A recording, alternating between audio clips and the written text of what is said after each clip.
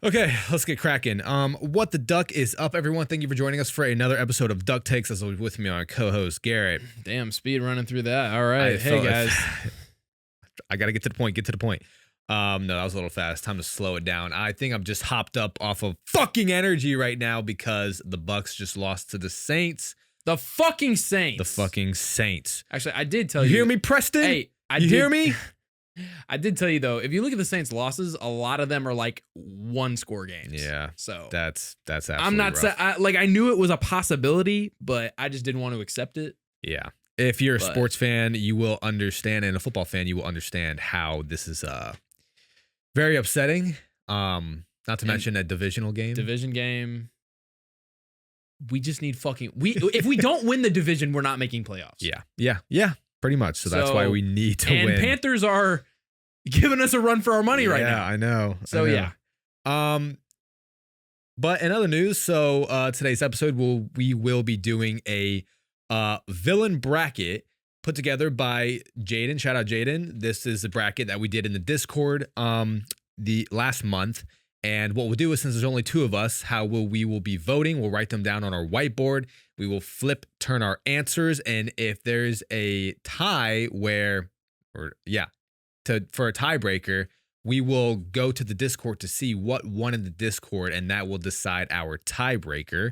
We're also going to talk about news because there is a lot of news to cover. There's a lot of shit happening right now. There is a lot of news in the entertainment industry that needs to be talked about. So we will go over that. Again, before we go over all of that, please make sure to subscribe to our Patreon. Best way to support us. And we just dropped our tier prices. Now you can get bonus podcast episodes for just $5 a month, as well as a bunch of other content on there. Our next tier, you will get access to our Patreon live streams that we are starting now. And if you want to save money too, you can pay annually. So a lot of people have been signing up annually lately. So just for $45 throughout the whole year, you can get a hell of a lot of bonus content and podcast episodes. Yes, sir. So please check out the Patreon and give us a rating and review wherever you're listening to this. All right. With that being said, let's go over the obvious news here, Garrett. Let's hear it.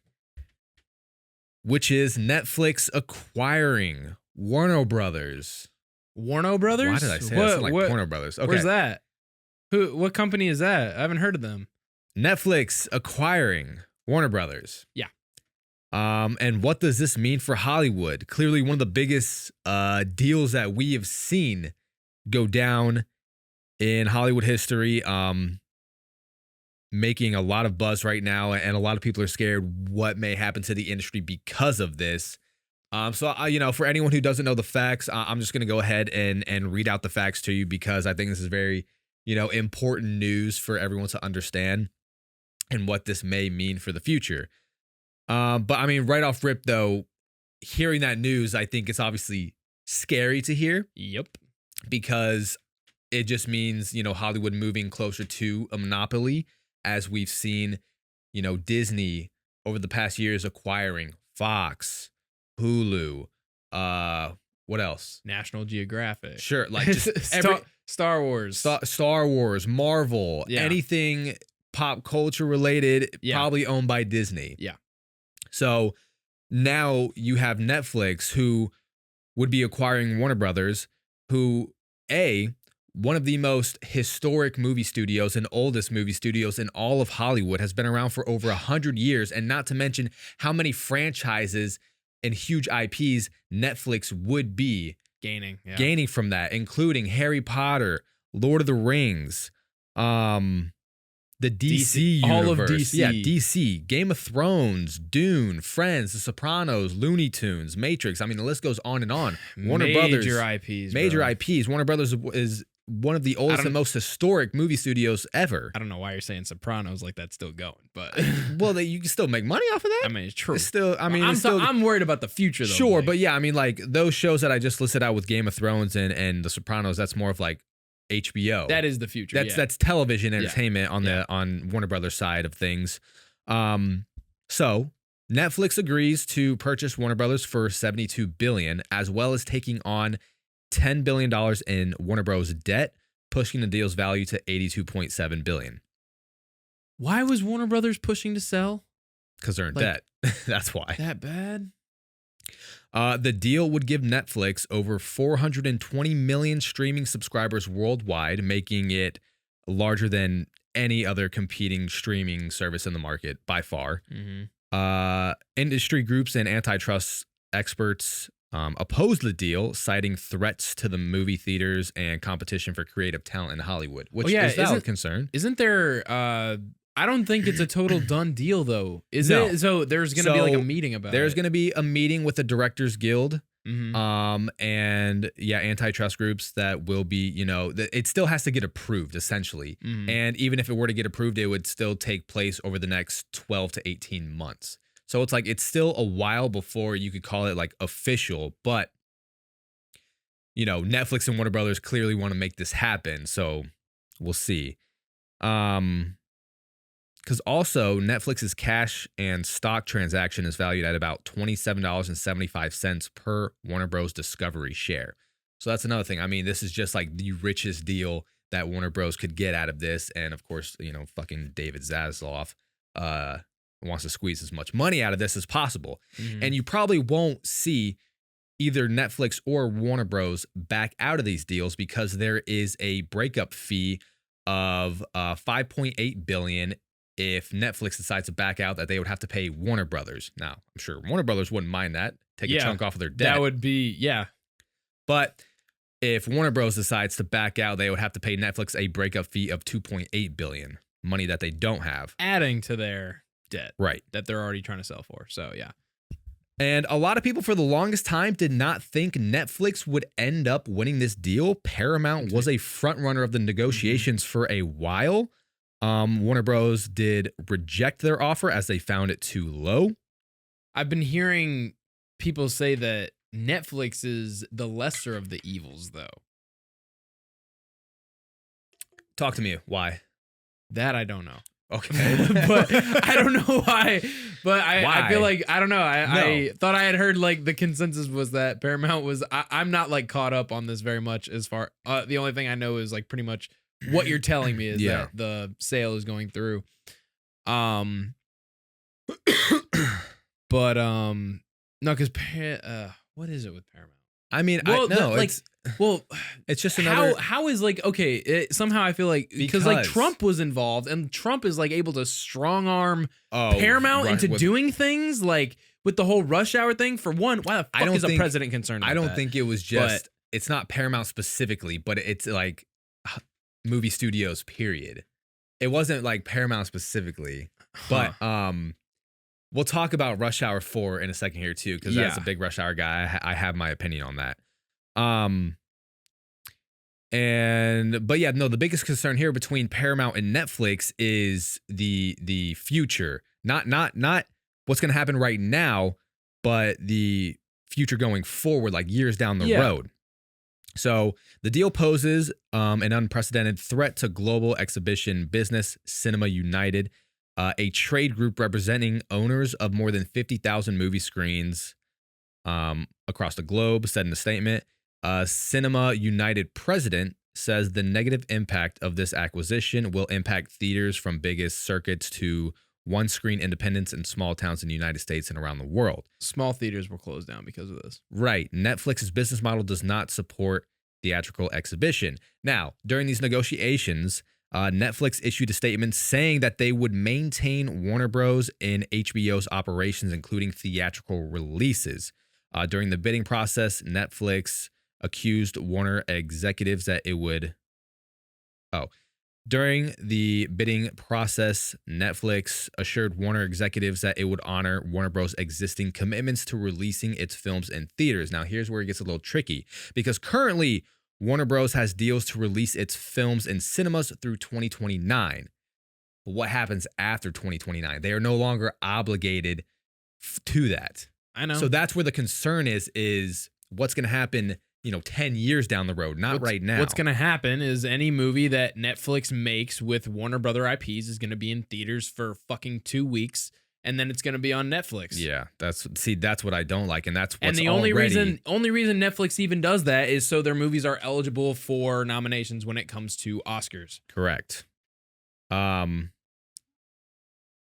Because as we've seen, movies being in theaters for a month and then being able to stream or available to purchase digitally at home only after being in theaters for a month is already killing theaters enough as is. And honestly, here's what I don't like about it either too, is because when you put a movie in theaters and it's on the limited list of what is showing in theaters during that time, I'm like, okay, I can like pick out 2 or 3 of these that I want to watch. You're giving me a more limited selection that I'm forced to choose one of these. But now say you make an incredible movie, you have it in theaters for 2 weeks or whatever, and I didn't have a chance to go see it within those 2 weeks. I mean, obviously that doesn't really apply to us because we try to see as many as we can with what we do. But say you're somebody who couldn't go see it within those 2 weeks. Now it's on Netflix. And it's in the list of hundreds of movies to choose from, and it will get lost in that list. Like I don't like having too many things to choose from. I'm an indecisive motherfucker. Yeah. And you put 100 movies in front of me, I don't know what I'm gonna want to pick. Yeah. It's like whenever I hop onto a streaming app, I need to preemptively know what I'm going to stream. I rarely hop on a streaming app to scroll. Yeah. Because I will not choose something. I'll sit there for 30 minutes scrolling. Yeah. So, Ted Sarandos, CEO of Netflix, has made statements as well that I guess, you can take with a grain of salt. But he stated, "Our mission has always been to entertain the world by combining Warner Bros.' incredible library of shows and movies, from timeless classics like Casablanca and Citizen Kane to modern favorites like Harry Potter and Friends. With our culture-defining titles like Stranger Things, K-pop Demon Hunters, and Squid Games, we'll be able to do that even better." And because of this, they're trying to also claim that, now there will be even more money for the HBO Warner Brother creatives to go and get, say, TV shows made.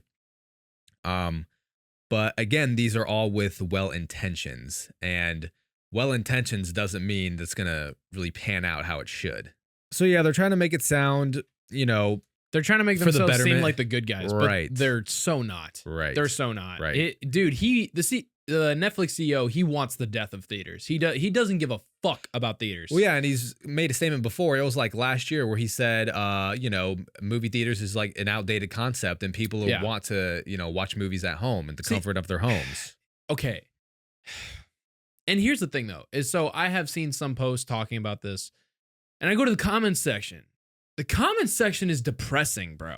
Because it's agreeing with Netflix. Yes. Yeah, I know.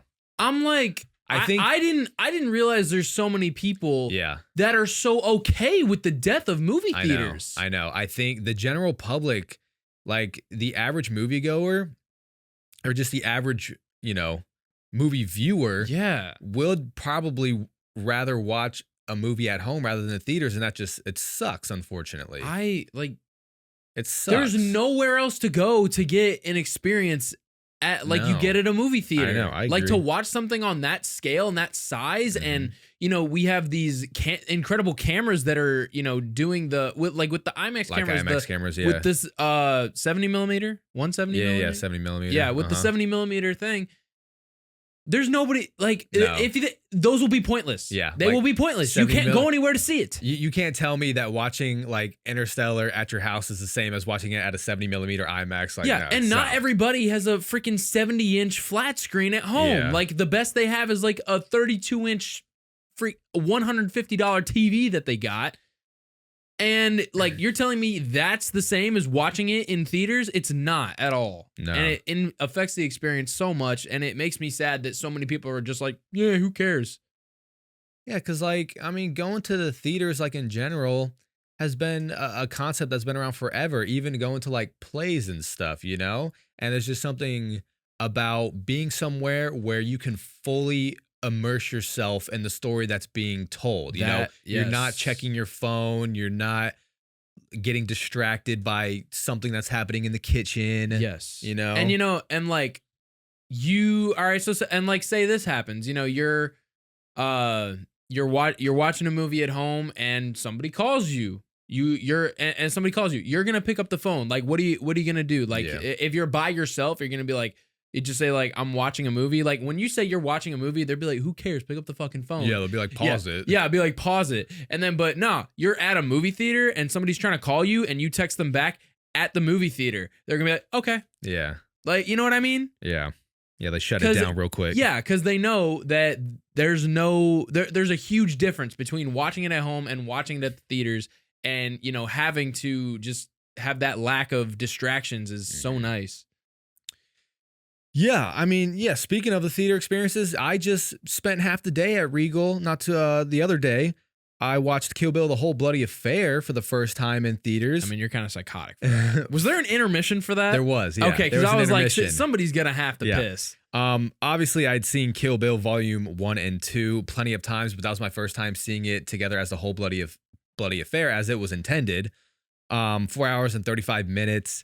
It was great. It was funny too, and it was fun listening to some people behind me that have never seen the movie. Oh, wow. So they had never seen Kill Bill Volume 1 or 2, and they just dove right into The Whole Bloody Affair. That's pretty cool, actually. I know. So hearing their reactions behind me was fun, and I went to a 9:45 a.m. showing. Packed house. Wow. I know. And there was new stuff in there. If you're familiar with Kill Bill, in Volume 1, there is a origin story of the Lucy Liu's character Oshi Ren, and it's told in a anime. And in The Whole Bloody Affair, it is a lot longer. Like it is like 15 to 20 minutes longer in The Whole Bloody Affair. So that was cool. Few added scenes here and there. But overall, I mean, it's Kill Bill. It's Kill Bill. What are you looking at? I'm reading the sign. I don't know why. The Wizard of Oz? Yeah. That's fine. Because like on the credit, it literally just has "and the Munchkins." I was like, that's interesting. And I also will say this: Uma Thurman's Beatrix Kiddo is probably one of my favorite like characters ever. She's a badass character. She's so badass. I love her character so much. And like, have we seen a badass female action star like role like that since? Like to that level of Uma Thurman's Beatrix Kiddo, to that level, because clearly we've had badass female characters. I feel like they've all been in the realm. I feel like they've all been in the past mainly. But I feel like the ones these days is in a leading role too is what I'm trying to get to, because we have Zoe Saldana as Gamora in the Guardians franchise, but but like I can argue she's not the lead in that. No, she's not. So no, that's 100% Chris Pratt. And then you have Scarlett Johansson's Black Widow, but again, not the lead. And again, they've sexualized her character a lot, as to where you don't get that from Beatrix Kiddo. No. I'm scared of Beatrix Kiddo, bro. Right. No, and like I would not try to flirt. I would not try to flirt her up at all, bro. Right, she's gonna beat my ass. Katniss Everdeen in the Hunger Games. Okay, that's something. That is, but again, I don't think she reaches Beatrix Kiddo level. She doesn't reach Beatrix Kiddo levels. No. Like she is at the top. That's a very different character, obviously. I know. Like she's at the top when it comes to badass women characters. Yeah. And again, we've talked before, Quentin Tarantino, he knows how to make strong female characters in his movies, bro. He really does. But we're going to talk about Quentin Tarantino. I know. That's why I brought him up. We got some other news about Quentin Tarantino. Oh, God. You pissed me the fuck off, Tarantino, but you know how to make a goddamn movie. I know. Dude, he is a fucking weirdo. I love him as a director. Oh, my God. But he's a fucking weirdo. He gets harder to defend every day, man. He does. Every day.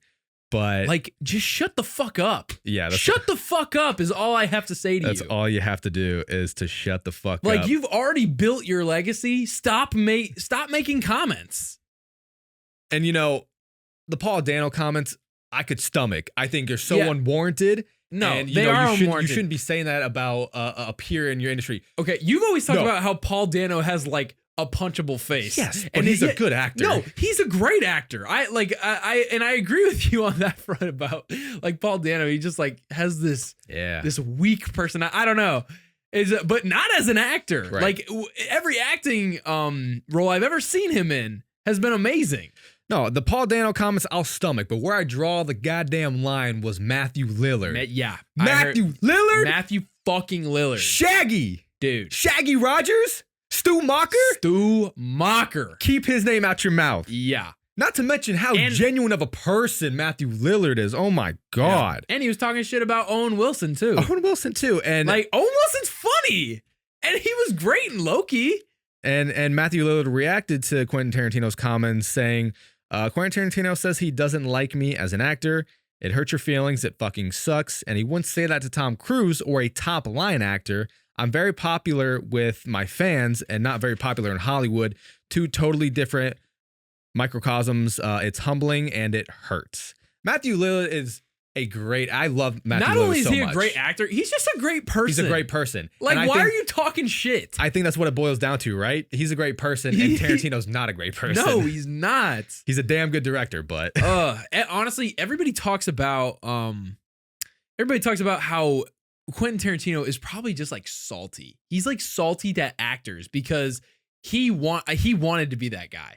He wanted to be able to be the face on camera. Yes, and like star in his own films all the time. Yeah. But like even the side roles that he gave to himself, like you can become just as much of a legend just by being a director. And he's limited himself to this 10 movie rule. Yeah. That I still don't get. Yeah, I don't know. At first I was like, you know what? That's kind of cool. Have your 10, that's you, that's your legacy. But then as you start to watch more movies and learn about all these other directors, it's like, why do that to yourself? Why are you limiting yourself, man? And also, I'm not gonna lie, Quinn is kind of a bad actor.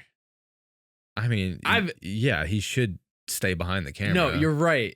But I mean, like people were talking shit back about Quentin Tarantino about like how he wanted to be the guy in front of the camera, and I was like, no, like I remember him being like okay, like I never had a problem with him in any of the movies that he put himself in, but I did watch the scene where with Samuel Jackson and John Travolta in Pulp Fiction, and I was like paying more attention to Tarantino's performance. I was like, yeah, it's actually not good. It's not that good. That's why he's only in one scene. He puts like too much emphasis on certain words. What, the N word? Well, specifically that one. But yeah, no, I was like, okay, I kind of get what they're talking about. Yeah. For anyone who like still doesn't have any context of what we're getting at, so Tarantino recently did a was it an interview with Variety or something? No, Variety reported on it, but I think he was on a podcast and he talked about how Paul Dano was the weakest actor in SAG, the Screen Actors Guild. Yeah. And is just an uninteresting person. And then he said he also didn't care for Owen Wilson and Matthew Lillard. And I was like, I didn't know about the Matthew Lillard comment. I didn't until today. I didn't until later. And once I heard Matthew Lillard, I was like, that's it. I draw the fucking line right there, man. Yeah. No, he can shut his fucking mouth. Just shut up and direct your movies, bitch. Dude, I'm not gonna sit here and act like we haven't hyped up Quentin Tarantino movies. Oh, he's a fantastic. Our I love his movies. Our entire lives. Yeah. Like, I'm not gonna discredit what he's done, but like, just why, bro? Why make yourself so unlikable? It's funny because Tarantino was one of those, like one of those celebrities or one of those people that I guess looked up to. Like, you know the saying, never meet your heroes. And I never looked at as Tarantino as like a hero. Yeah. But he was just instantly someone where he was a celebrity where I loved his movies. I loved his work, but I just knew I would never want to meet him and ruin that image. Yes. But thankfully, social media has done that for us these days and shown us just what Quentin Tarantino is like in person. And he's always been a weird guy. He's always been a weirdo. Yeah. But now he just seems like a salty weirdo. Mm-hmm. But Kill Bill is fire as fuck. It is fire. It's every time I watch a Tarantino movie that was like sort of in the middle tier of my ranking, it just keeps like getting higher and higher. Like Hateful Eight, Once Upon a Time in Hollywood, and Kill Bill might be top 3 Tarantino. What the fuck, bro? You're gonna put that over Inglourious Bastards and Django? I might put it over Django, yeah. Fuck you. No, I know, but and I would put it over Pulp Fiction.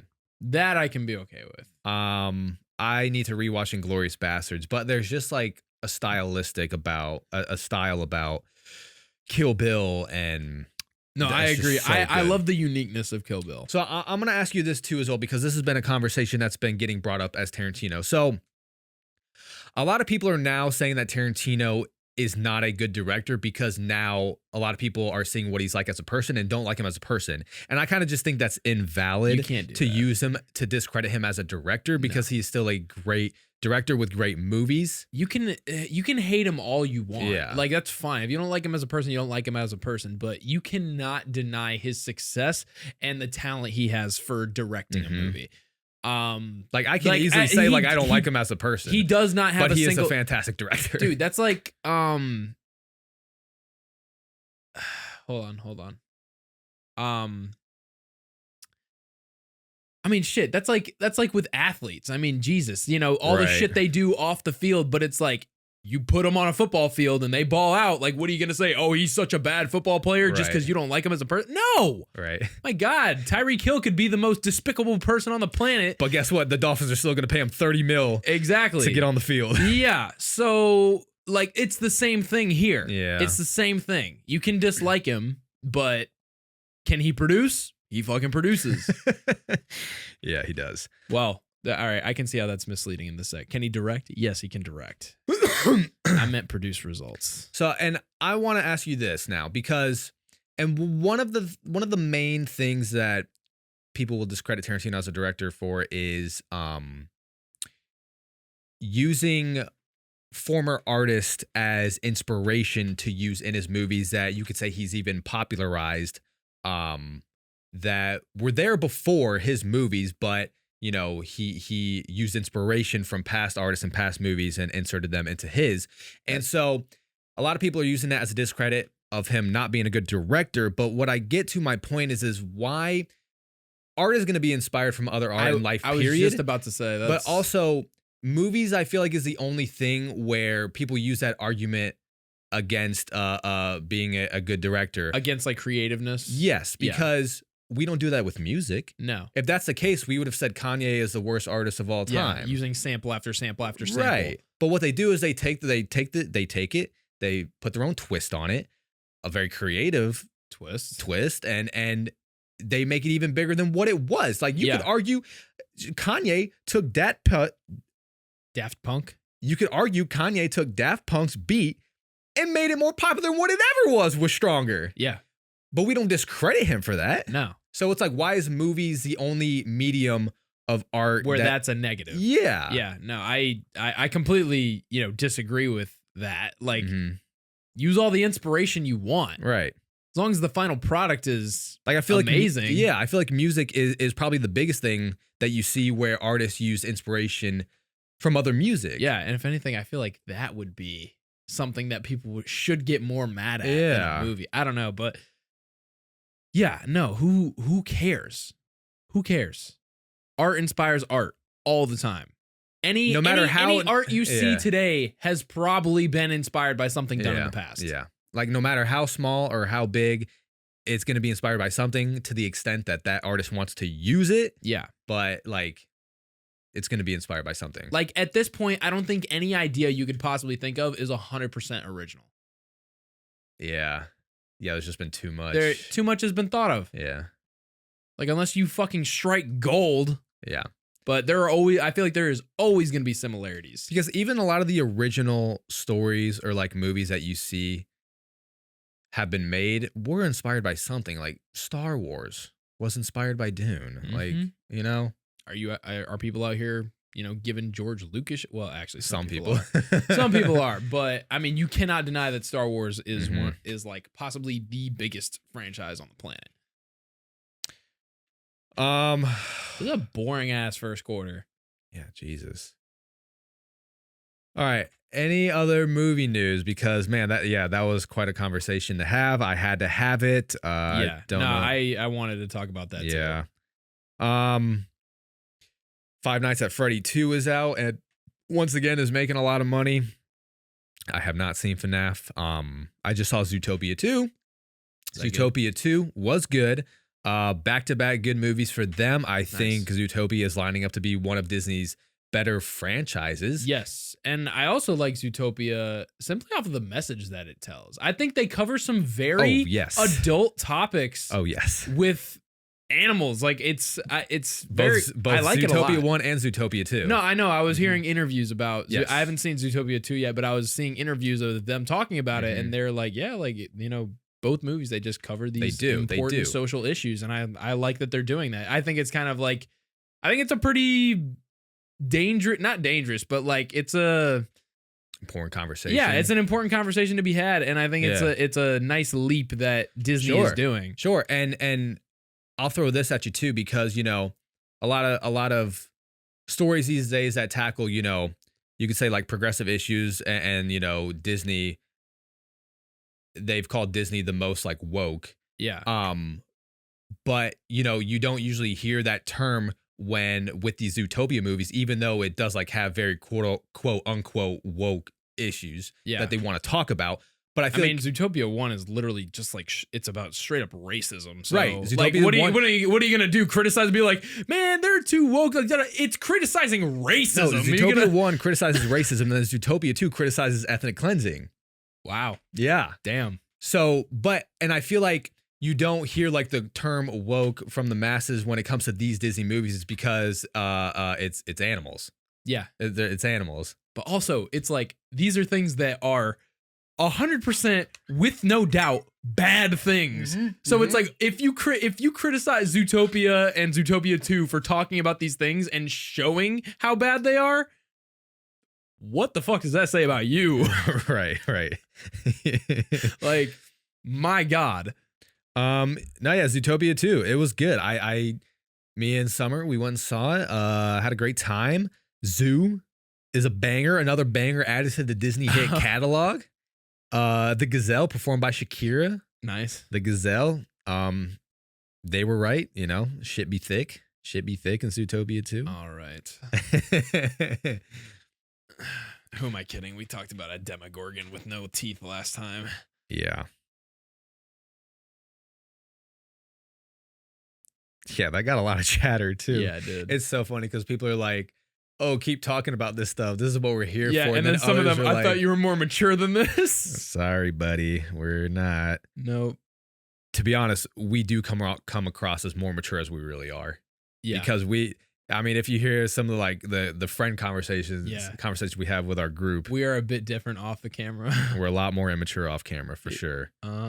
Okay, last thing I'll say as well before we get into what we're here for with the villain bracket. We just got our first teaser trailer for The Boys season 5. So happy to see Jared Padalecki. I haven't seen it yet. Garrett hasn't seen it yet. I'm gonna do a reaction video to the trailer, and I haven't done it yet. I already did it. What? I can't fucking do one? I'm not gonna post. No, because I already posted mine. I texted you. I was like, hey, react to this. And I was like, well, actually, wait, I can do this one if you want. You were at work. I did it. Didn't even give me I had a good reaction. I was like, this is good. I'm going to post it. Well, shit, you want to just put it on TV? No. So. Wow. Man, fuck you. It's no secret that Jared Padalecki was going to be in the new season. He is looking goddamn good with that beard. He is reunited with his supernatural brother, Dean Winchester. Sam Winchester are back in business for season 5. The supernatural family is back. So I have no doubt this season will be good. And I have doubt that the supernatural family's been back, bro. Like half that cast I know, in Supernatural. but now it's back. Especially with Jared being there. Stop talking. I have a feeling, like, you know how in season 3 Jensen just took over the season? Yeah. I have a feeling that's going to happen again with Jensen and Jared this time. Like, their aura is just going to take over season 5. I didn't see the trailer, so I don't know what Jared's doing. All you got to know is he's got a thick beard and long hair and looks good. He always looks like that. No, but like the beard's thicker than usual. Oh, okay. Yeah. My beard's thicker than usual. Yeah, it is actually. I think I'm gonna keep it growing until like end of January. Yeah. But listen to how peak 2026 is going to be. Daredevil Born Again Season 2, Invincible Season 4, and The Boys Season 5 will all release new episodes during the same time. Damn. 2026 is going to be a peak year for superhero content between TV shows, movies. Oh my God. I guess we're going to go back to being a superhero channel for a bit. Yeah. We got Daredevil. We got The Boys, Invincible, movie-wise. We got Supergirl. Hell yeah. We have Avengers. We have Spider-Man, Brand New Day. Oh my God, 2026 we got so much shit next year. Is lining up. Yeah. 2026 is lining up to be a fantastic year. And we would have had the Batman. We would have had the Batman Part 2. Wow. That would have been something, man. Dude, that would have been something. That would have been a year that would have for been superheroes. A special year. So special. But it is still going to be special nonetheless. So I'm super hyped for 2026. All right. Now that we spent half an hour talking about that, let's get to the game. The big game. That Michigan lost. Yeah. They did lose. And also, did you see Ohio State lost the Big Ten championship? They missed a 27-yard field goal and they lost. No way. Yeah. No, I did not see that. Yeah. All right, so here we go. We're going to be doing a villain bracket. So we have 64 villains here, 32 rounds. In the Discord, we ended up having 128 characters and 64 rounds. Yeah, we ain't doing all that. Yeah, that would take us 4 hours. But please join our Discord through our Patreon and participate in these brackets. Right now, we are doing a best Christmas movie bracket. So please go ahead and join that through our Patreon. And yeah, they're a lot of fun to talk about. So here we go. 64 characters, 32 rounds. First round. We have Xenomorph versus Lord Farquaad.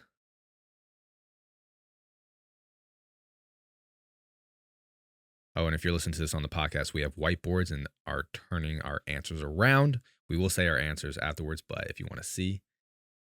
3, 2, 1. All right.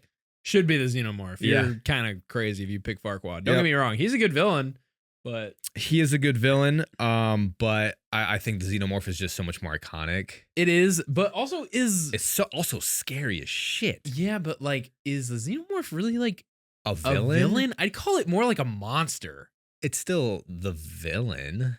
It's still the antagonist of the story. I mean, yeah, but I don't know. Like, it seems kind of weird to like that we're picking a creature. We're picking a creature over an actual person. It's almost like Frankenstein's monster. Like it was created by humans because no, not at all. I'm talking about the fact that a Xenomorph can't talk. That doesn't make it not more. A villain. I'd call it more animalistic than I'd call it a person. It's still the villain of the story, though. All right, whatever. All right. I mean, we picked it anyway. Yeah, but Xenomorph moves on. Next up, felt weird. We have Scarecrow. DC Scarecrow versus Fairy Godmother. What's with the Shrek villains? What the fuck? Just how the dice rolled out, man.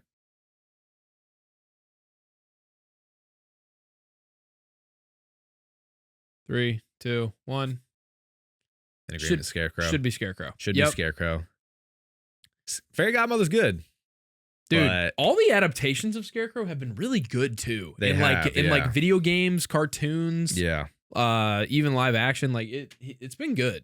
Has been good. So Scarecrow's a good one. What in the fuck is SpongeBob these days? Jesus Christ. All right. You ready for this? This is an interesting one. Yeah. This is an interesting one. Scar versus The Thing. That's interesting. 3, 2, 1. Okay, good. Yeah. No, again, like Scar is a villain with depth, with character. Yes. Like The Thing is a terrifying, again, villain, but again, this is something that's more like a monster. Mm-hmm. But Scar is just a much more compelling villain. He is. Okay, that's good because in our Discord, the Thing won. What the fuck? Yeah, barely edged it out, 12 to 11. But I think Scar is the better villain. 100%. Considering what you said, the depth of the character, what he did, like there is so much. Like the Thing is just doing what he was born to do. Yeah, like it's just trying to survive. Yeah. Long live the king. Exactly. Like, and also the iconic lines from Scar. Like Scar is the better villain here. So I'm cussing a lot this time. I'll try to calm it down. Okay, I'm swapping this one. I'm doing this instead. So what? This is interesting because the majority of the votes here I was shocked by. So let's do this. Who is the better villain? Killmonger or Commodus? From Gladiator. Oh, sorry. Oh. Killmonger versus Commodus from Gladiator.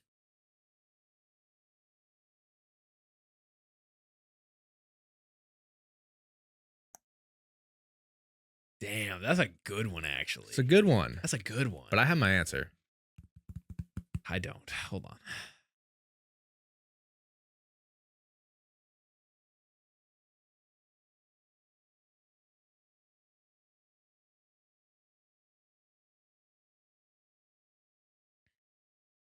Three, two, one. Good. Yeah. Good. The better villain is Commodus. He's despicable. Despicable. Yeah. It is Commodus. And I was shocked because so many people, like Commodus was out first round. Killmonger was who people voted for. He's just more popular. Yeah. That's a popularity contest. As a villain, bro, it is Commodus. Commodus 100%. Yeah. Okay. Like I just had to think about it for a second, but yeah, no. Don't know how Killmonger won that. Commodus moves on. Shit. Can you hand me another whiteboard? Why? Actually, no, wait. I'm gonna do this. Because I gotta write up the next matchups. All right. Next matchup we have. Who's the better villain? Dr. Octopus or Green Goblin?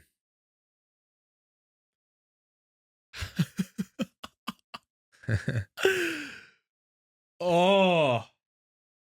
That's a question. That's a question. Oh my God, dude. Oh man. Wow. Right? Pretty good. Wow. Pretty good. That's tough. Oh man. Yeah. Okay. Okay.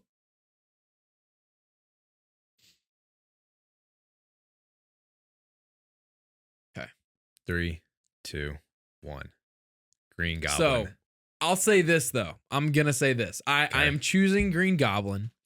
And this is simply off of, again, this is all personal preference, but like I feel like this is one where if you're like a comic book reader, I think you're gonna pick Dr. Octopus 100%. That I don't know, like I feel like there's just more to offer with Doc Ock, and like I think the best portrayal of him that we've ever gotten is in the Spider-Man PS4 game, the video game. Like that was so perfect, and the relationship that he had with Peter Parker, and the fact that it was this whole betrayal. I mean, honestly, it's interestingly enough, a lot of the villains in Spider-Man are connected to Peter Parker in some way, which is crazy. Which I think makes it that much more interesting. It does. But yeah, man, like Green Goblin's just a menace. Mm-hmm. He's just a menace, and I love that about him. I like unhinged villains. Yeah. And also, I obviously think of, Willem Dafoe's performance. That is just one of my favorites in any comic book movie. Yes, and there's that. Yeah, that's also helping out Green Goblin as well. Green Goblin's great. All right.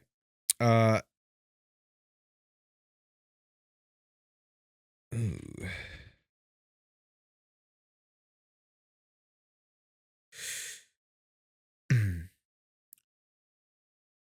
Who's the better villain? Dude, do you have to say it every time? I don't, but it just makes it a little more dramatic. Jigsaw or Gus Fring?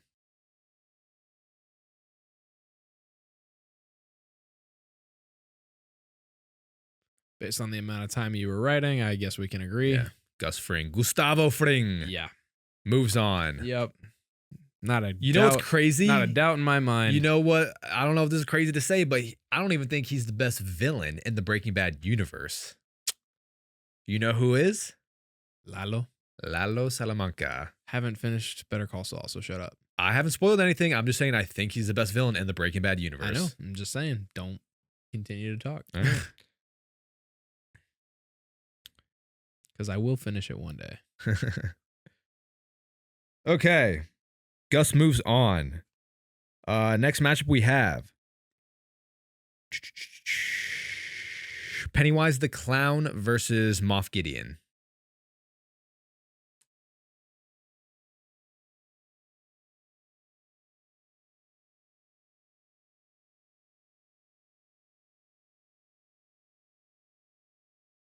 Thank you. Yep. Pennywise. I like Moff Gideon. I do too. But I mean, I think most of that comes from the talent of I'm sucking with names today. Yeah. Gustavo Fring, played by wow,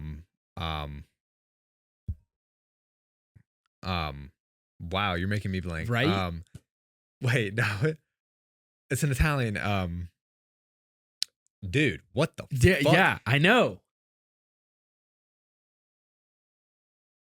Giancarlo Esposito. There we go. Woo. Yep. Yeah. Yes. Yeah, I think most of the credit is coming from that. Yes. Like not him as he's written as a character. Yeah. Also, season 3 hurts. Season 3 hurts. But also, yeah, Bill Skarsgård as Pennywise is amazing. Yeah. Also, me watching It Welcome to Derry has even boosted this. Like, I think we're in a Pennywise renaissance right now. Yeah. It Welcome to Derry has been fantastic. It's been fantastic. I've loved watching that show. All right, next matchup we have.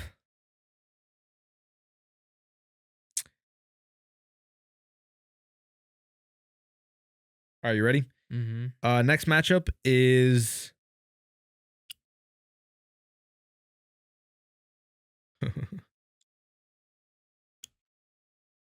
Jack Torrance versus Dr. Facilier.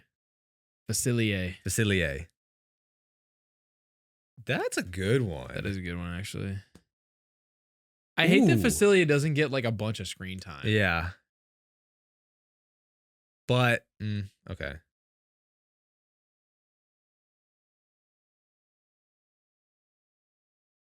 That's an interesting one.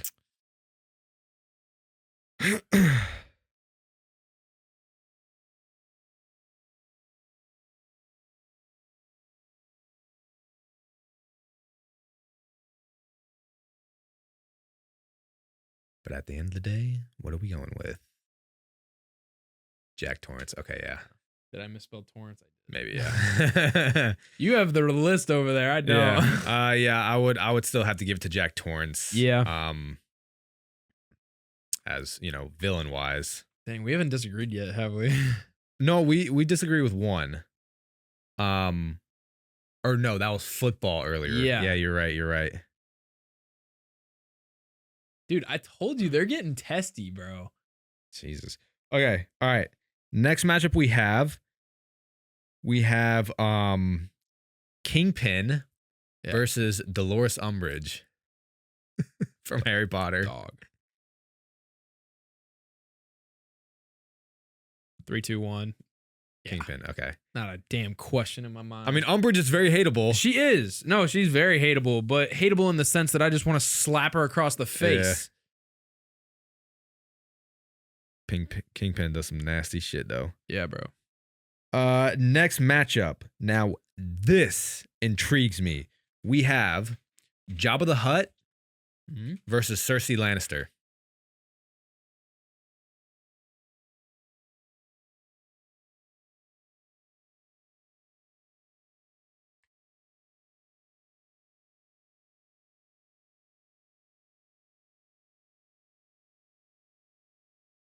Ready? Yes, but I'm pissing myself off. I don't know how to spell the damn name. Well, then I know who you're picking. Okay, 3, 2, 1. Cersei. Damn it. But that shocked me because Jabba the Hutt won in our Discord. Okay, so like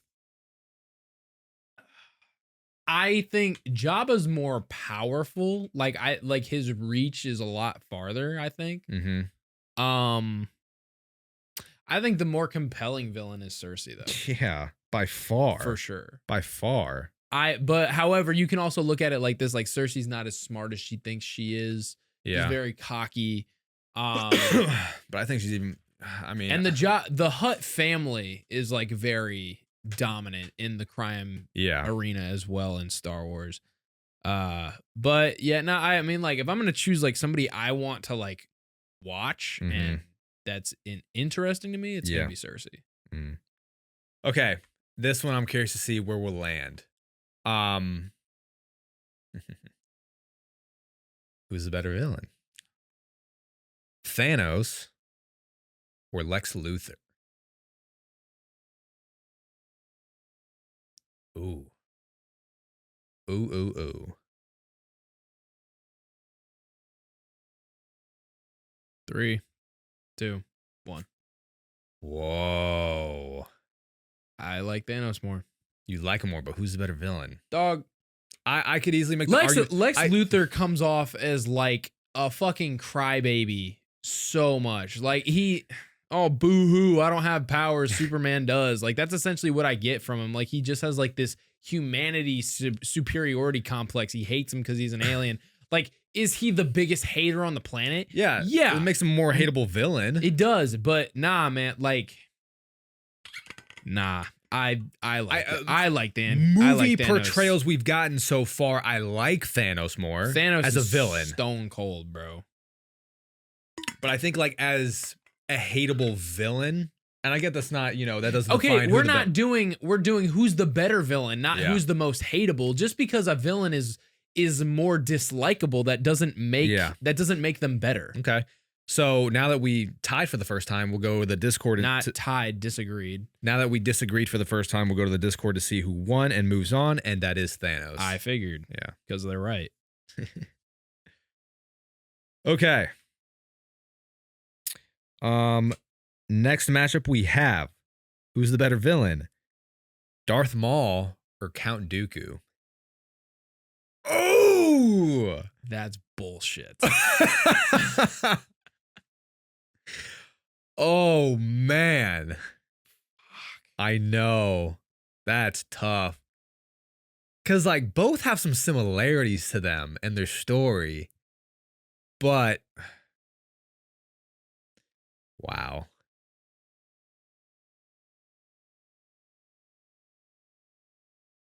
Three, 2, 1. Okay. Yeah. No. All right, Darth Maul. For one, even just his look is so much more iconic. But nah, man, Maul is he is a much more tragic character. And strangely enough, like even though he is the villain, like if you're watching Clone Wars, like I am rooting for him. Mm-hmm. Like I want him to succeed, simply out of spite for Palpatine. Mm-hmm. But nah, dude, Maul is. His hate. You're talking about biggest haters of all time. This guy right here is one of the biggest. Don't you dare say Obi-Wan in front of his name. In front of him. And just the voice acting performance from Sam Witwer. Yeah. Holy shit. However, I mean, Jesus, we got a freaking a class act of an actor portraying Count Dooku as well. Yeah, Christopher Lee. Damn right. Yeah. All right. Nah, but I'm going to go Darth Maul on this one. All right. Next matchup we have is Donkey Kong versus Mr. Freeze.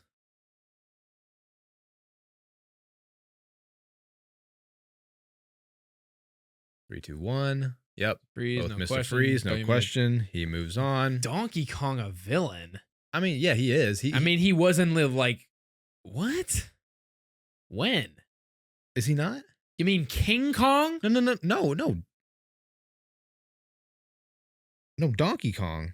When the fuck he captures a princess? Like he do be capturing the princess with the barrel rolls in the video game. Was that him? Yeah, that was him. That was him. I'm not saying. I mean, it's definitely it's a lot. He's not that anymore. Yeah, sure. That's why he's also not moving on. Yeah. All right. Next matchup we have Ultron versus Boba Fett. That's a good one. 3, 2, 1. Ultron, underrated villain. Boba Fett, he's a bounty hunter, bro. Yeah. I wouldn't call him a villain either. He's just kind of doing his own thing. Yeah. All right. Next matchup is Megatron versus the Joker. That's also bullshit. Why? Because I love Megatron, but he's not beating Joker. I know he's not beating Joker, but Megatron is a good villain. He's great. Another big hater. I know, dude. See, that's the thing is like, you're talking, we're talking villains, and you said Donkey Kong, and then you said Boba Fett, and like Boba Fett, sure, does he have like a beef with some people? Sure, but like it was Boba Fett versus who again? Ultron. It was Boba Fett versus Ultron. Ultron lives to take down the Avengers. Yeah, that is his whole goal. Yeah. Versus Boba Fett, I feel like he's just, if somebody comes across his path, sure, he'll deal with them, but he's not on like a fucking vendetta to go get him. Okay, next matchup we have is Anton Chigurh or Hela. Who? Anton Chigurh from No Country for Old Men. All right, say that. All right. Anton Chigurh from No Country for Old Men versus Hela from Thor Ragnarok. Yeah, that one I knew. Okay. Yeah. Yeah, nice. Anton Chigurh moving on. Yep. Talk about Stone Cold Killer. Yeah. Psychopath to a T. Yeah. Next matchup, we have Joffrey Baratheon versus Darth Vader. Joffrey Baratheon versus Darth Vader.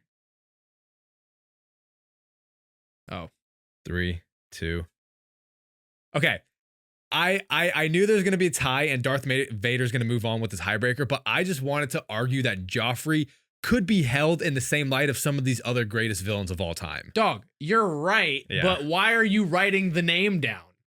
Because Blake, he was so despicable. No, I agree. When I turned this around, I was going to immediately say that is a damn shame because I know Joffrey could have went far in this had he not gone up against Vader in the first round. Yep. But don't sit there and write Joffrey over Vader in front of me. Oh, man. He was so despicable, though. Yeah, he was fucking amazing. All right, next matchup, Ghostface versus Michael Myers.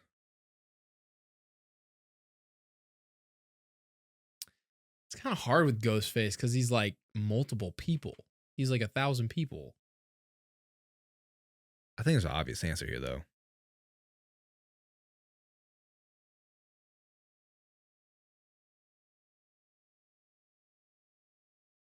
Michael Myers. Yeah. Ghostface won in the Discord. Really? Yeah, I was shocked. That's interesting. I know. It was. I feel like, and I feel like that's hard because you have some good ghost faces, but you have some weaker ones as well where their motivations aren't as great. But Myers, I mean, he's just like, a beacon of evil. I know. So. Next we have Randall Boggs from Monsters, Inc., the lizard. Yes. And Poison Ivy. See, but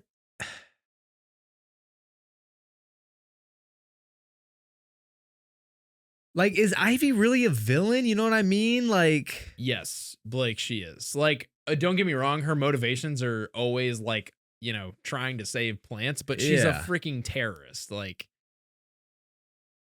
because I do like, okay, in that case, like, I want to revote because I do like Poison Ivy more. Yeah, then what? You're thinking too much about this. Do what your gut is telling you to write down. All right, Poison Ivy moves on.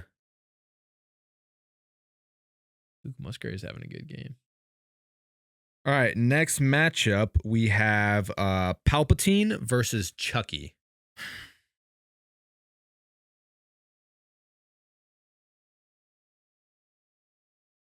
Easily Palpatine. Yeah, not even a question. Not even a question. Yeah, Chucky's iconic, but let's be for real here. Yeah. Okay. Next matchup, we have Syndrome versus Dracula.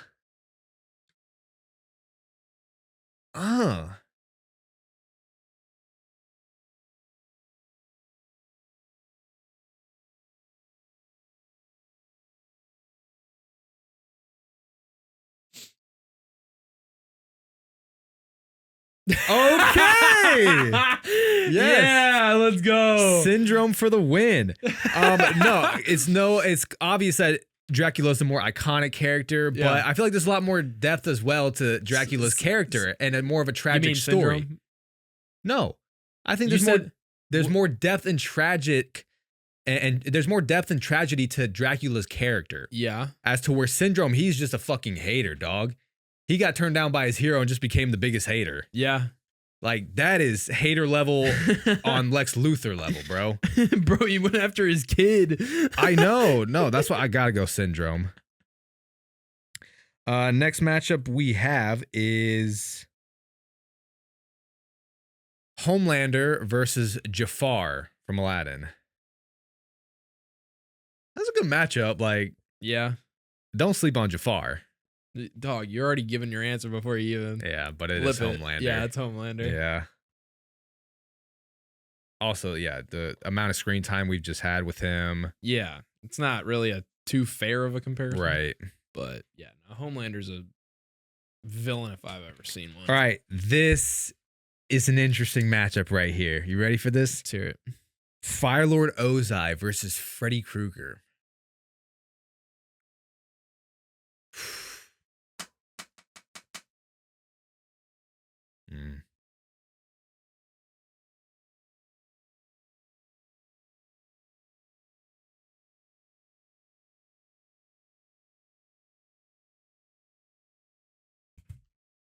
Whoa. Talk to me. Firelord Ozai to me, just because he's trying to like wipe out, he's trying to do a fucking ethnic cleansing, bro. Yeah, no, like, you're right, but like, dog, Freddy Krueger's like the embodiment of evil. I mean, Ozai is fucking evil too. In some storylines, he was a freaking pedophile who was murdered by the town, and like, he's an iconic horror movie villain. He's iconic. Like, dog, I get that Ozai's like the big bad, but he's also kind of like a basic character who wants nothing more and is just like power hungry. Mm-hmm. Whereas like I feel there's more of a story with Krueger. Like, do I like Ozai, but I feel like we just don't get enough of him. Maybe that's a good thing, you know? I don't know. He's just what does the vote say? Firelord Ozai won by 1 vote. Okay, I'm not mad at it. Okay, like it's fine. All right, Firelord Ozai moves on. I'm not gonna like sit here and cry about not moving on with Freddy Krueger. Yeah, it's not even like my favorite horror franchise or anything like that. But all right, next matchup we have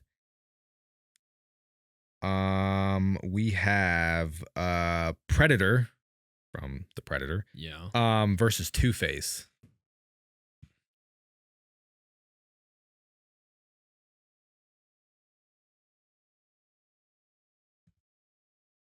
Yeah. Two-Face moves on. Yeah. Good villain, a lot more depth there. Mm-hmm. Next matchup, another Avatar matchup. We got Amon versus Princess Azula. Oh, Amon's a good villain. But not beating Azula. That crazy bitch. Oh my god, dude, she's great. She's so good. I saw an interview with her recently, with Grey Delisle. And they were talking about when she got cast as Azula, and she said a lot of the people who did the audition, they were like automatically yelling. They like yelled a lot with their auditions, where like trying to get off that anger instead of more of that lying persuasive bitch. Yes, the creepiness of her. She's like when she was like do the tides command this ship? Like that was the one she was using as an example. Yeah. And it's like, because like, imagine if it was somebody yelling like, do the tides command this ship? Like, I don't know.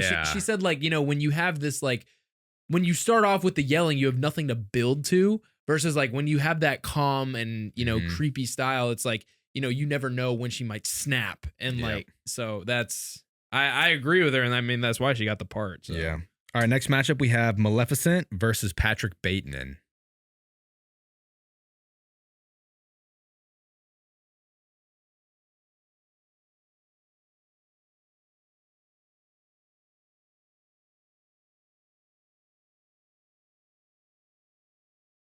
I know I'm gonna lose in the tie. I think Maleficent's more iconic. Definitely more iconic. But I'm just not a Disney bitch like that, like you are. So you know, it's crazy. What? And also, I mean, are we gonna sit here and act like Maleficent doesn't have a whole movie showing like, oh, I'm actually not that bad of a person, kind of shit? You know? Yeah, you got a point. You got a point. In that case, we'll have we'll go Bateman. Good. All right. All right, next matchup we have is Ra's al Ghul nice. versus Hans Gruber from Die Hard.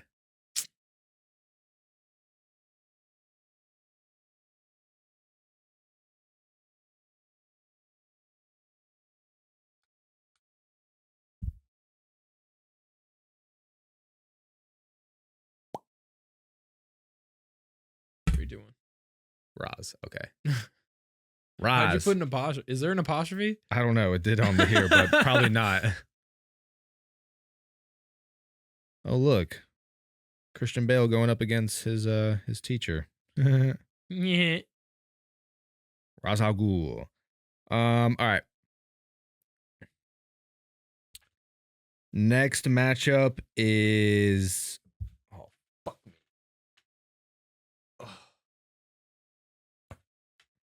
Next matchup is Bowser versus Bane. Bowser versus Bane. Oh, that's a good one. That's a good one, actually. Do you need your eraser, or have you been using it? Yeah, I've been using it. You can't reach that?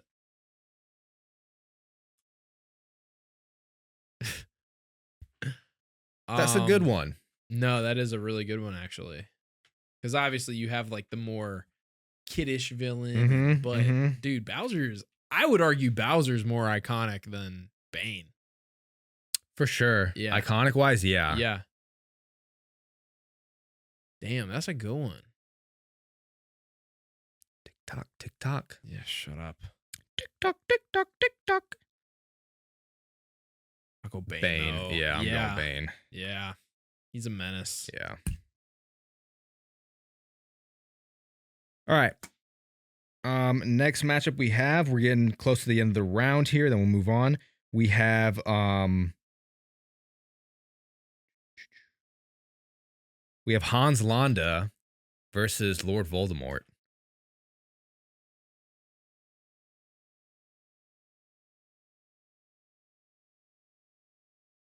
Not a doubt in my mind. But I like that matchup because both of them are very similar in the ways of like, they're both essentially Nazis. True. Yeah. Here, I'll write the rest since you're out of space. Are you sure? Yeah. Okay. I'll keep it going on. Okay, so then it's Bane versus Oh, you write both? Yeah, like see what I'm doing? No, it's fine. I got it. No, what are you doing? You're just writing the winner, right? Yeah, but I'm writing them together so I know what the next matchup will be for the next round. All right, no, that's fine. I got it. So it would be Bane versus Hans Landa. It was Bane and Bowser. And Bane won. Bane won. And then we got Hans Landa. You don't need to write all of them. That's what I'm saying. You're just writing the winner. Yeah, so I'm writing just the winner. That's what I was gonna do. Okay, that's what I was saying. All right, Bane and Hans Landa. All right. Two more of this round. Next one, who is the better villain? Magneto or Doctor Doom? I like that. That's bro. Yeah. Come on. That's good. That is good. That's good stuff right there. Fuck. damn it, that's good.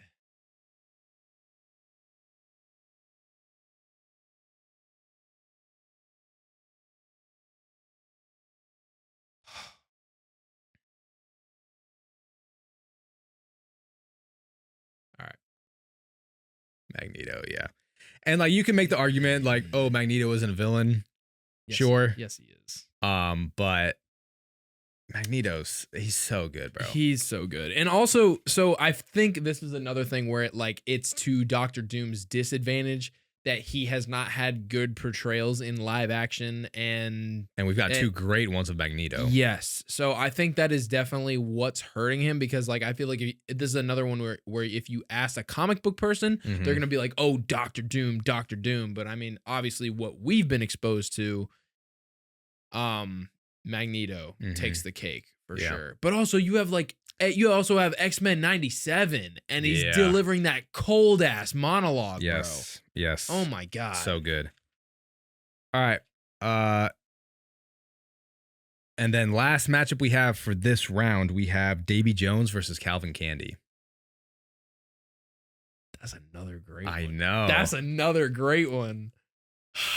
I got to think about that for a sec. I got to think about that. Jack Sparrow.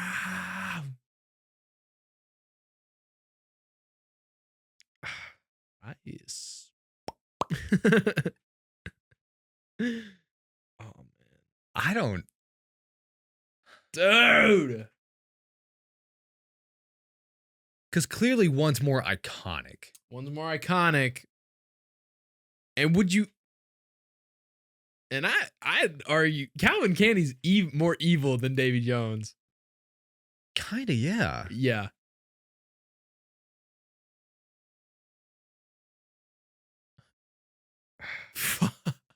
That's such a good one. I know. That's such a good one.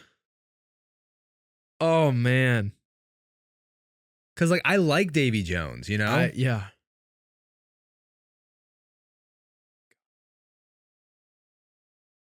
Who's the better villain?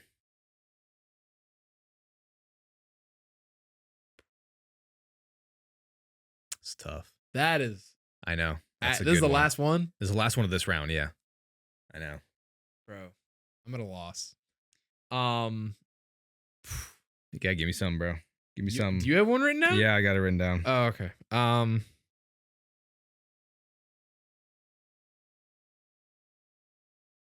3, 2, 1. Wow. Yeah. We both go Calvin Candy. Yeah. Yep. He's more evil. He is. He's more evil. He is. So moving on. Now we're going into the next round of this tournament.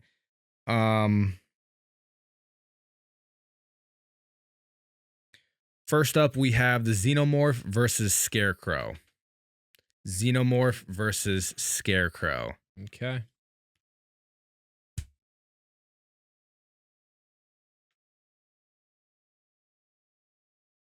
Hold on. Sorry.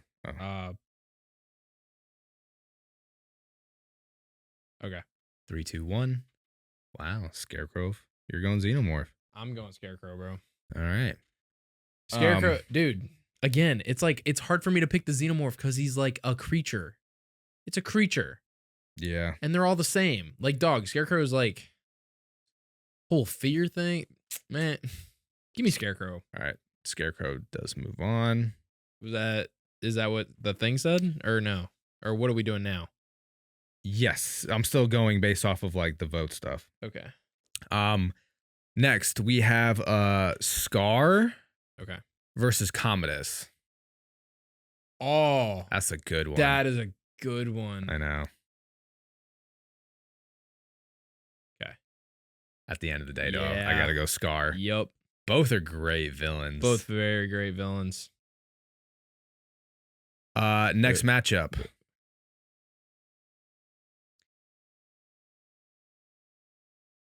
Okay. Green Goblin versus Gus Fring.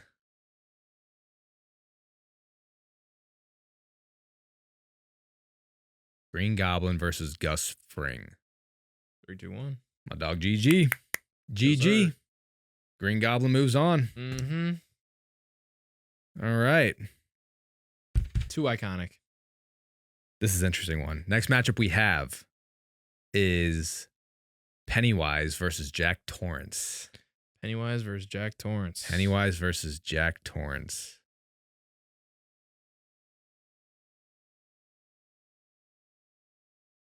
I'm going Pennywise. Yeah, Pennywise. Yeah, I like Pennywise for this. Great performance that we get from Jack Nicholson, but I just like the mystical aspect. Like this whole of Pennywise. He's got good lore. Yeah, he has great lore. Yeah. He's this entity from space, and yeah, it's crazy. He like feeds on fear. Mm-hmm. All right, you ready for this? This is an interesting one too. Kingpin versus Cersei Lannister.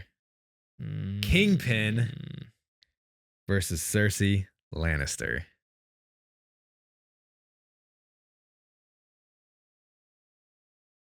Three, two, one. I think Kingpin's a more competent villain. Oh, 100%. That's why 100%. I like him. That's why I like him more. Kingpin did get the more votes. So Dog, he's Kingpin's the king of on, organized crime. I know.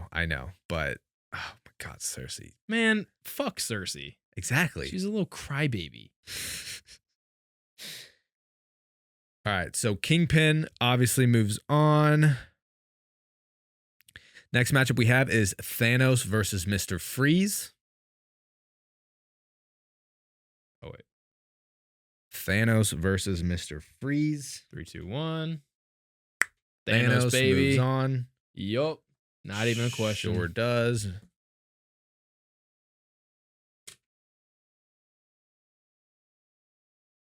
Next matchup we have is Ultron versus Joker. 3, 2, 1. Joker's making it to the final round. Like, it's gonna happen. He's gonna make it towards the end. Like, probably, there's no doubt in my mind. Probably. Not a single doubt in my mind. Anton Chigurh. Are you saying that right? Anton Chigurh, yeah. Anton Chigurh. Okay. Anton Chigurh versus Darth Vader. Vader. Another one who might make it to the final round. Yeah. Okay. So Vader moves on. Next up we have Michael. You don't have to write it down. Oh, I don't? No. Are you doing it? Yeah, I'm doing it. Oh. Yeah, you don't have to do that. Cool. I don't want to. Yeah. Leave the 4 though. No, those 4. Those 4 at the in the box, the ones you boxed out. Yeah. Okay. Next matchup we have is Michael Myers versus Poison Ivy. 3, 2, 1. Michael Myers. All right. Yeah. Good choice. Good choice. Michael Myers moves on. I know ball. Don't act like I don't know ball. Palpatine versus Syndrome. 3, 2, 1. Palpatine. All day. The ultimate groomer. Yeah. The ultimate groomer. Okay. Is he not? I mean, you're not wrong. Is he not? You're not wrong. But not in the sense that most people would think of that phrase. In the exact sense. No. Next match we have is Homelander versus Firelord Ozai. Hey, you're writing quick, so I feel like I know where you're going. 3, 2, 1. Homelander. Yeah. Homelander moves on. There was very few names you could have said after Homelander that would have made me not choose Homelander. Next matchup we have is Two-Face versus Princess Azula. Princess Azula versus Two-Face. Yeah, I like Azula here. Azula's more compelling than Ozai, bro. Like, I agree. She's so good. Not that Two-Face isn't, but like, oh. Yeah. And the voice acting performance just. Yeah. No, Grey Delisle's a legend. Icing on the cake. Yeah. Okay. Next matchup we have is Patrick Bateman versus Ra's al Ghul.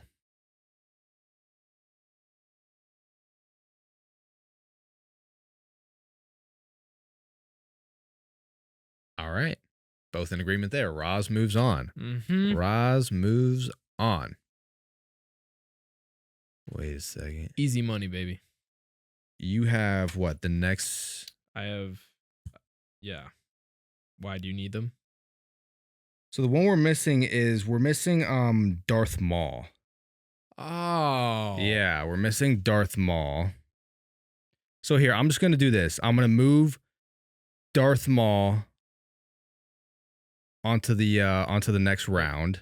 Oh, that's pass interference. I'm going to move Darth Maul onto the next round to go against a certain character. Okay, and then all right, we're good. All right, so now we're going to do honestly, this was smart actually. Like he just tackled him. Oh yeah, that is smart. Yeah, it would have been a pick. Bane versus Hans Landa. Bane versus Hans Landa? Yeah, Bane versus Hans Landa. Bada bing, bada boom. Hans Landa easily. Yes, sir. He could make it to the finals as well. And then last for this round, we have Magneto versus Calvin Candy. Magneto versus Calvin Candy. 3, 2, 1. Wait. Damn it.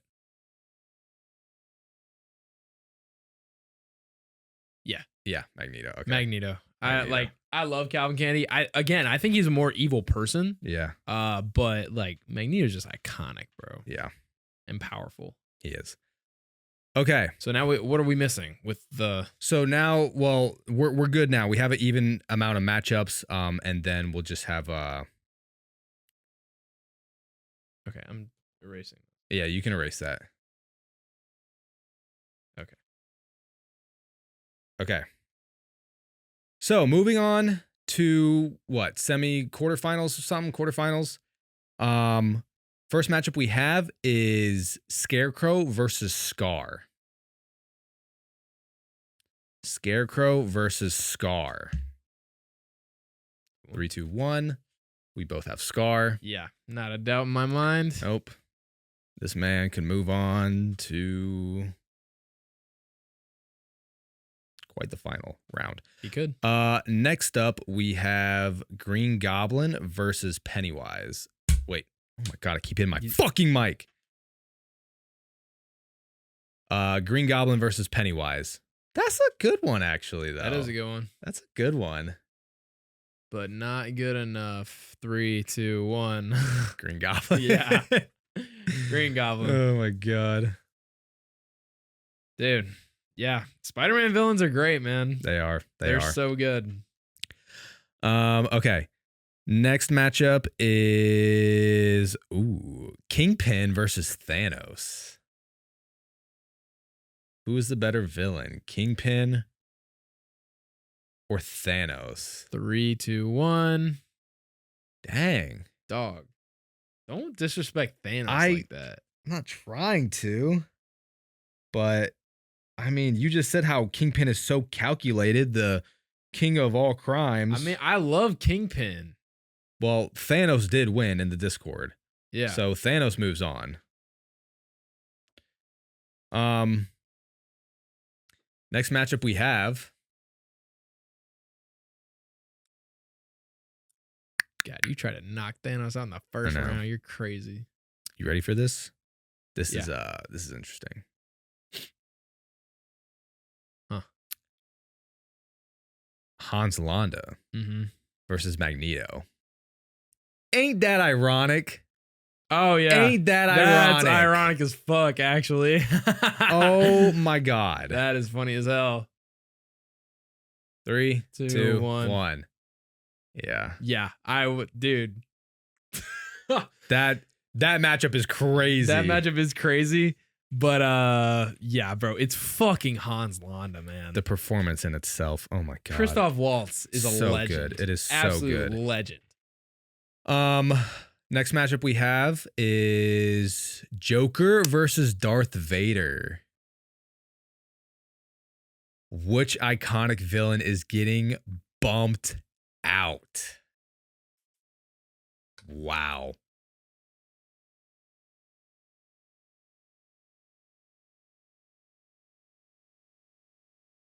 Wow. Darth Vader versus Joker.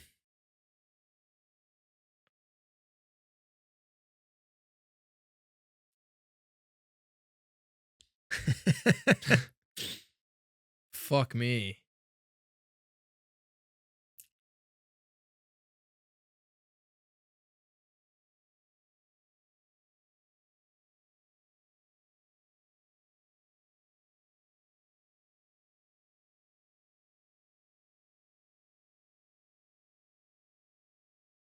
Three, two, one. Good. Okay, both go right. Vader. Yeah. At the end of the day, I think Vader's just more compelling. Yes. As to where, like, it's his story. It's his story. And, like, while Joker is one of the best villains of all time, it can also get a little stagnant because I feel like his story has to be the same every time. No one knows who he is. No one knows where he comes from. He's just evil. Well, I mean, yeah. You know? Nah, he's just fucking evil. Yeah. Okay. Vader moves on. Joker out. Yeah. Next up, we have Michael Myers versus Palpatine. Yeah. Okay. 3, 2, 1. Okay. Yeah, Good. Both good. went Palpatine. Yep. I think that is the correct answer. Michael Myers is more iconic, but like wouldn't have Vader without Palpatine. That is correct. Like Palpatine is so calculated, probably the most calculated. Yeah, dude, he's always 10 steps ahead. Yeah. Palpatine moves on. Next matchup. Homelander versus Princess Azula. Dang, but I already know my answer. Wait, hang on.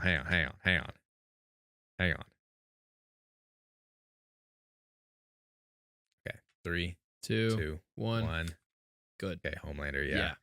It should be Homelander, It is. I mean, like, he's way more evil. Like, I would say he arguably has a more tragic backstory than Azula. Right, like created in a lab, and you know, the thing about Azula is she almost just sounds like a whiny princess, as to where Homelander was created in the lab, and like also what just like Homelander is a satire of as well. And the performances, the performance top tier as well. Yes.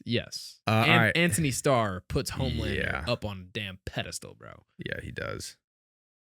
All right, and then last up for the quarterfinals, we have Ra's al Ghul versus Darth Maul. Ra's al Ghul versus Darth Maul. Got a lot of Star Wars people on here. Yeah, I was noticing that. I was noticing that myself, and they will continue to stay. Darth Maul. They will continue to stay. Darth Maul comes out victorious on that. All right. So now what are we moving on to? Or no, now we're moving on to the quarterfinals. Yeah. Now we're moving on to quarterfinals. Okay, so let me write this out real quick. Hang on. First matchup we have Scar versus Green Goblin. Damn. Actually, a good one. That's actually a great one. Pretty evenly matched.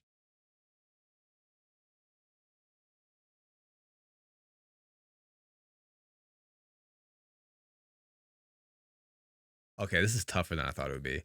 This is a tough one.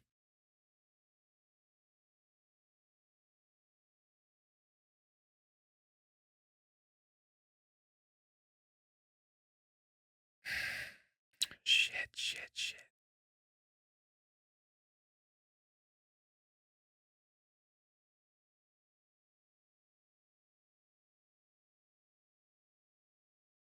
Okay, ready? 3, 2, 1. You know, I think you're gonna convince me more about Scar than I can convince you about Green Goblin. Yeah. I think the fact of like Scar killing his brother, betrays his family, all in pursuit of the throne, gets the throne, like, and teams up with hyenas that are like the enemies of everybody, like. Because he's just a straight up traitor to his own kind. Because now the Discord votes don't matter because our matchups are different. So we got to convince each other now. Okay, well, yeah, dude. Like, I'm gonna go Scar, bro. I'm going Scar.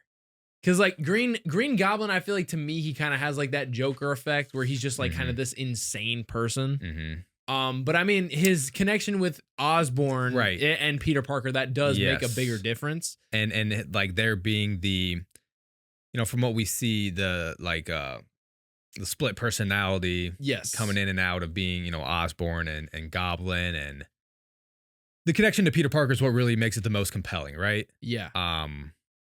But Scar, man, Dude, I like Scar.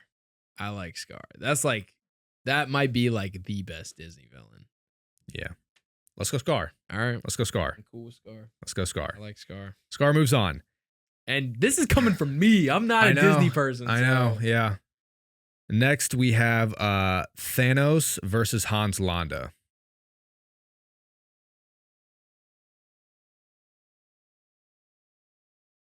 Three, two, one.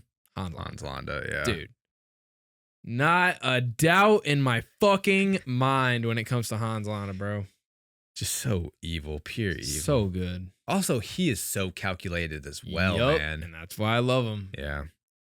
Next matchup we have Master vs. Apprentice. Darth Vader versus Palpatine. Wowzers. Wait, hey, I don't think this is so easy. I don't think this is so easy. Hang on. Vader versus Palpatine. Mm-hmm. Vader's more iconic. Mm-hmm. But who's the better villain? You think in your head, bro. I'm thinking, right?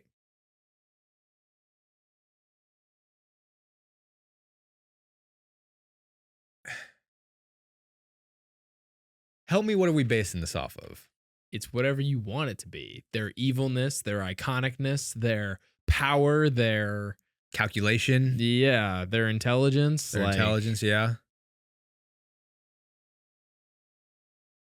It's whatever, you know, you deem more valuable in a villain, I guess. Performance, is that too?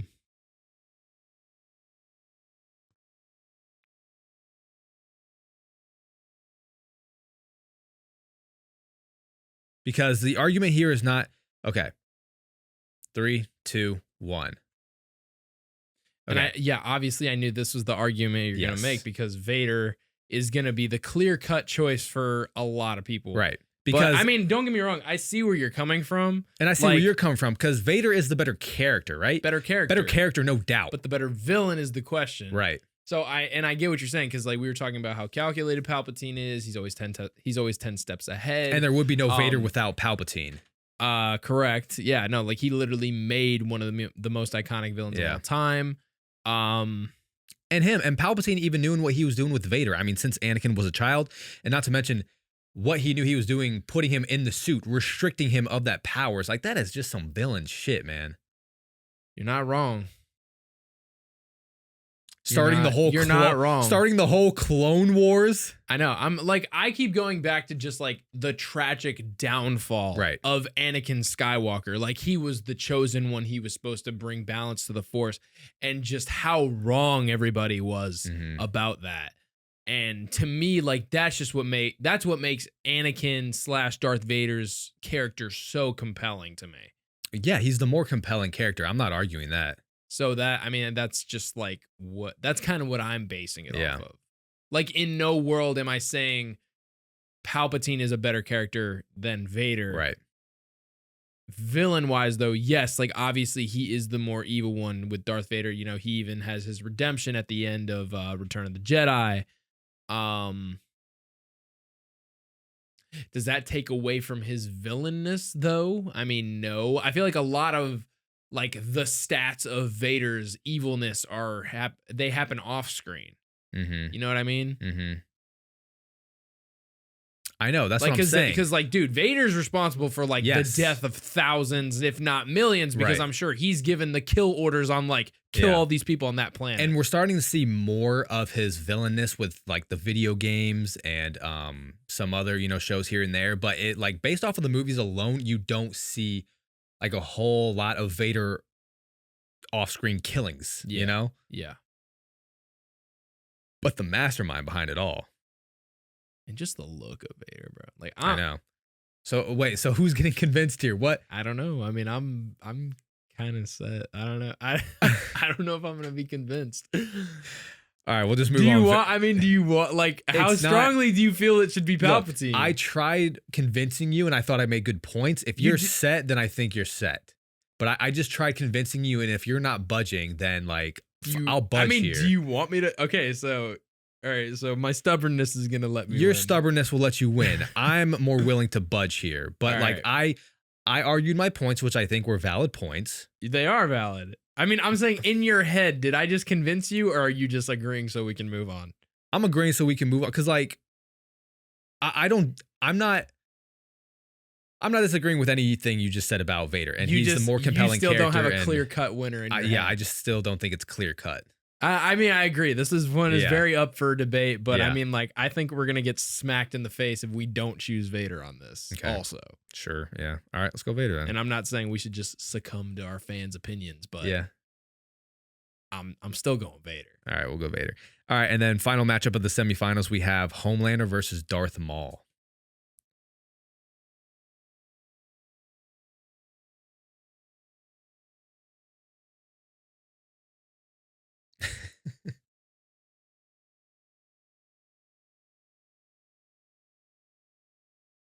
Three, two, one. This hurts me. I know it hurts. This hurts me. But it's another similar situation to where like you feel more tragedy for Darth Maul. You can have the Palpatine argument for Homelander in this because he is more evil, but also I'm going off of his success. Like he's actually doing what he wants to do. Yeah. Like Maul is just taking loss after loss after loss. Like I love him, but he's a character that's destined to lose. And I feel like Maul is more redeemable, right? Homelander's not redeemable at this point. A bit, yeah. Yeah.